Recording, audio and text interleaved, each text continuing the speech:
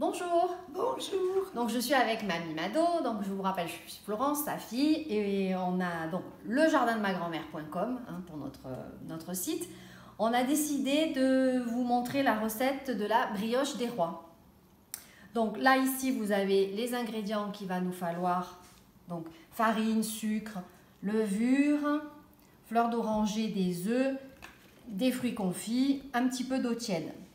Donc là, on va commencer. Je vous mettrai la liste des ingrédients en dessous avec vraiment toutes les proportions et tout. Donc là, sur la farine, on a prélevé un petit échantillon de farine. Là, voilà, 25 grammes exactement. Donc là, il faut mélanger la farine avec la levure fraîche. On va l'émietter. Voilà. Hop. Si on voit, on va faire ça. Voilà. Et là, avec un petit peu d'eau tiède. On va y aller tout doucement, voilà. Hop. Bon, bien sûr, on s'est lavé les mains avant, bien évidemment. Donc là, on fait un petit bâton, on va bien écraser parce que la levure, elle est quand même bien. Voilà. Voilà, une fois qu'on a fait ça, ce petit mélange, on le laisse déjà reposer 1 heure. 1 heure? Oui, 1 heure même, Mado, tu vois.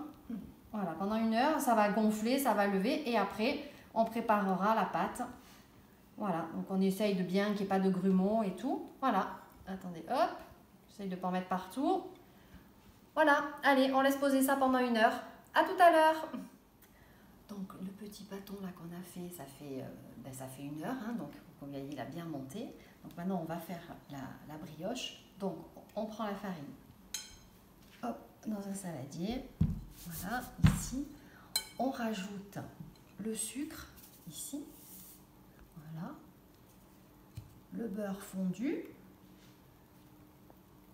et refroidi, le beurre, voilà, hop. Alors, les œufs, on va les battre.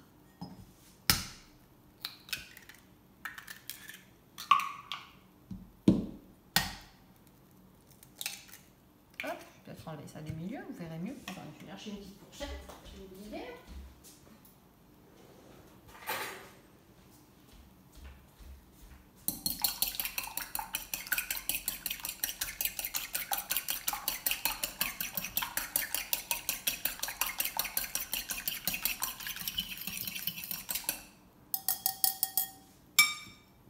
Voilà.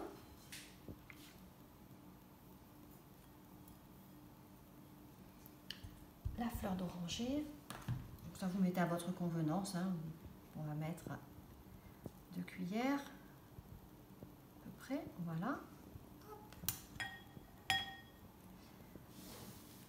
Et on va mettre les fruits confits. Voilà.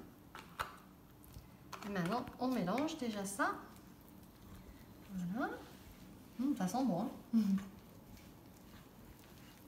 Voilà. Et quand on a bien mélangé, voilà, on va rajouter notre levain. Qui est ici.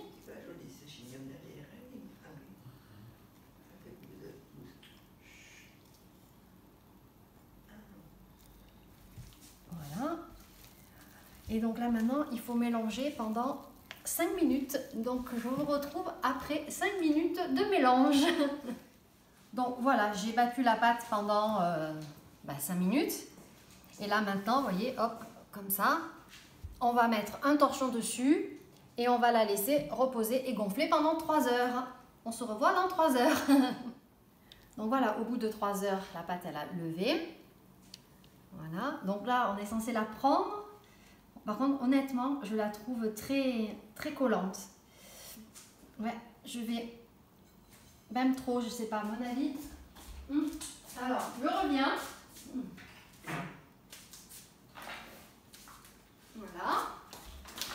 Je pense qu'on va un peu la refariner un peu et fariner mes mains parce que franchement, c'est très, très collant. Je sais pas si c'est normal que ça colle autant. Voilà. Mais là, ça colle, Ouais, ça colle beaucoup, beaucoup, beaucoup. Voilà. Donc Donc là, on est censé faire un boudin. Mais franchement, je ne sais pas comment je vais faire un boudin avec une pâte qui colle autant. Donc je remets un peu pour essayer que ça colle pas. Parce que là, franchement, ça colle, hein. Donc du coup, allez, on va essayer de la prendre comme ça. Voilà. Donc on fait un trou au centre et on est censé l'étirer. Je pense que la pâte est quand même collante. Pourtant, j'ai bien respecté les proportions. Donc après, même vous, si vous avez des astuces et des choses comme ça, n'hésitez pas, hein. Bon, on va essayer de faire que ce soit à peu près égal de tous les côtés. Ah, c'est pas mal quand même pour une première. Voilà. C'est de bien l'agrandir. Hop, voilà, en mettre un peu partout. Et là, ça colle et ça devrait peut-être pas coller autant. Bon, pas mal, non? Je parle en même temps à mon caméraman qui répond pas, mais il faut quand même quelqu'un qui filme. Donc à la caméra, on a Guillaume. Qu'est-ce que t'en penses, Guillaume? Ça a l'air plutôt pas mal. Ça a l'air pas mal, hein? Elle a l'air assez égale, hein, partout. Voilà. Bon, ben voilà. Donc là, maintenant, on va la laisser poser pendant encore 1 heure. Voilà. Donc, suite dans 1 heure. Donc là, ça a reposé 1 heure. On a pris un jaune d'œuf. Et là, on badigeonne pour dorer avec un pinceau. Voilà. Alors, n'oubliez pas, bien sûr, de mettre la fève, hein, si vous en avez. Moi, j'en ai pas trouvé, là, encore. Je pense que c'est pas encore peut-être la période. Mais bon, voilà. N'oubliez pas de la cacher. Voilà. Et après, il faut enfourner donc à 150 degrés. Le four préchauffé. Et vous mettez un petit bol d'eau dans le four, en plus, hein, pour l'humidité. Et 15 à 20 minutes à voir, bien évidemment, il faut surveiller, hein. Voilà, donc là, je pense que c'est bien doré, tout ça. Voilà, voilà, c'est pas mal. Voilà, on va enfourner et on se revoit dans 15 à 20 minutes. Donc voilà, on met dans le four. Donc j'ai mis un petit récipient d'eau. Je vais le mettre là. Voilà, c'est parti, hop, pour 15 à 20 minutes, 150 degrés.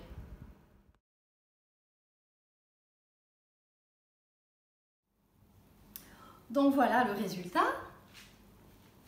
Donc si je pouvais faire des critiques, déjà c'est qu'on l'a laissé 40 minutes au four et pas 20 comme il disait. Voilà. Je trouve qu'elle n'a pas assez gonflé. Mais autrement, elle a l'air bonne. Elle sent très très bon. Donc maintenant, on va la décorer. Là, hein, vous vous amusez. Hein. Nous, on a pris des petits bigarros ici. Voilà. On va mettre un par là, un par là. Oups, ça tient.